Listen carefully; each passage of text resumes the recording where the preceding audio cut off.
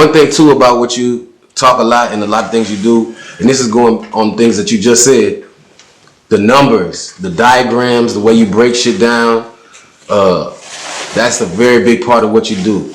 You know what I'm saying? Especially something I seen from you recently talking about, if this community has these many people and these types, where do you get the whole diagramming and the breaking down in the statistical kind of ways? Where you get that from? Hey, all right, so this is what people don't be knowing is I really went to school for mechanical engineering. Like in Prairie, that's what I do. And my whole life, I've been in engineering. I went to a high school for engineering professions for 9th and 10th grade before I got kicked out. But I went there, and that's all I was learning. I went to Prairie for mechanical engineering, and went through the highest level of math all the way up to math for engineers. And all of that, engineering is just problem solving. So when I look at anything, I find a solution because that's all I've basically been trained to do. So I was doing logistics at for my partner. He got this thing called AAA Deliveries, but they have a contract with FedEx. So I was basically doing logistics for FedEx routes, but it's multiple. So I'm doing logistics for 10, 11, 12 FedEx routes. And I'm looking at the zip code. So the zip code will be 77004, which is Third Ward, or 77047, which is, my section, like Hillwood, Cloverland, South Acres.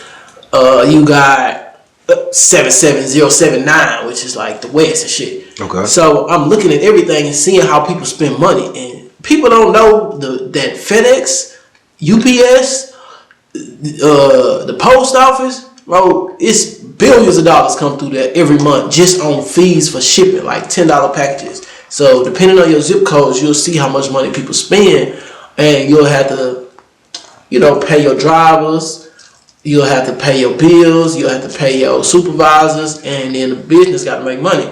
So doing that, I'm like, bro, 77004 had like an average annual gross of maybe 30,000. It was max was 30,000. I don't think it was 30,000. And I'm like, bro, these people spending $200,000 every month on shipping. In the community that's impoverished.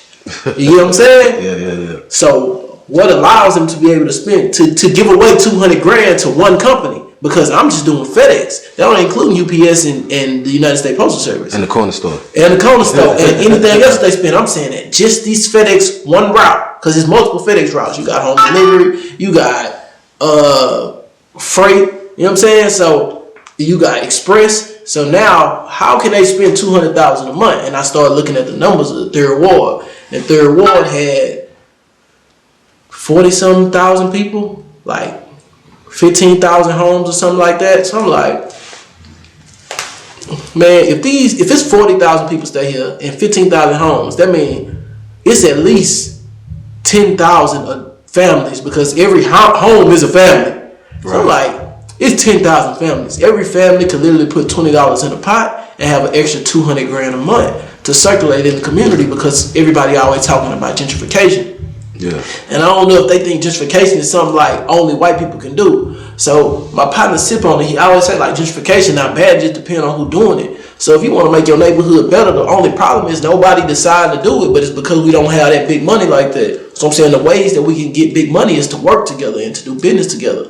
So I had my background in engineering, so I just started doing the formula. I read this book called Powernomics. In Powernomics, he basically describing how we have became the reality for the lowest level in monopoly, where we don't own nothing, we just running across the board having to pay everywhere. And he broke down how we could get up out of that as a people, and that's what that equation I said earlier, $1.5 trillion being spent by 45 million people. If we took 1/3 of that, which is 500 billion, and circulated amongst 45 million people for 2 years, all 45 million families, not every single person, but each family will be able to have access to $1 million. So if we want to create like actual freedom and not have to be so tied to the system, I was like, we gotta have some financial freedom. And a lot of times that's like the last thing people go for. Usually they aim at something that is an actual point, like I said earlier, so they can have an accolade or a title behind their name. And I'm like, nah, we need to create something where everybody can be a part of it and we can cover all grounds because consciousness need to be mobile.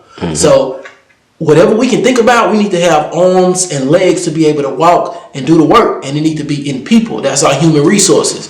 So when you think about a student body, right, in school they talk about the student body. That's everybody that attends the school. When we talk about our literal body, we made up out of 37.2 trillion cells.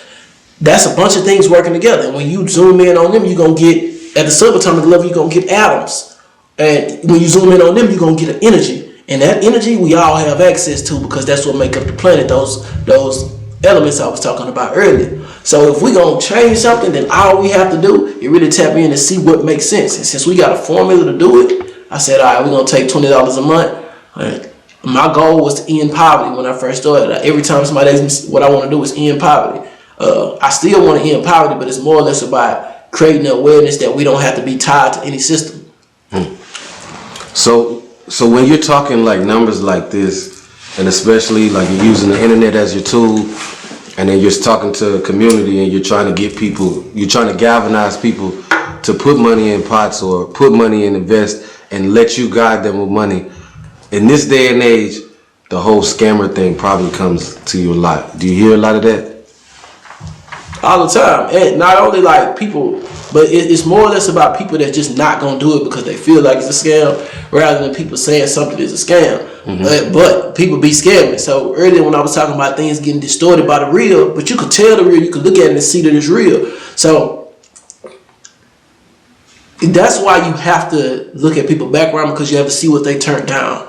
Right? Because I turned down $1 million. I ran for city council last year. I remember that. I ain't gonna say in 2019. I ain't gonna say the name of the people, but I literally got offered $1 million, and people know it because I campaign money.